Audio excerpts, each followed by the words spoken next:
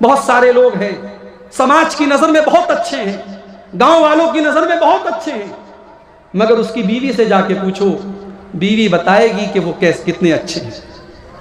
याद रखो, इंसान जब घर से बाहर निकलता है लाख मेकअप करके निकले, लाख अपने चेहरे पर मुस्कुराहट सजा करके निकले, लाख अच्छा बन करके निकले, मगर इंसान कितना अच्छा है ये उसके बच्चे जानते हैं, उसकी बीवी जानती है, उसके घर वाले जानते हैं। इसलिए अगर अच्छा बनना है तो सबसे पहले अपने घर वालों के लिए अच्छे बनो, अपनी बीवी के लिए एक अच्छे शौहर बनो, अपने बच्चों के लिए एक अच्छे बाप बनो, अपने माँ बाप के लिए एक अच्छी औलाद बनो।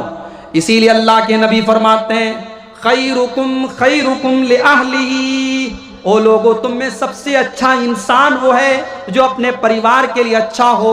व अना खैरुकुम लिअहली, और मैं तुम्हारे अंदर अपने परिवार के लिए सबसे अच्छा हूँ।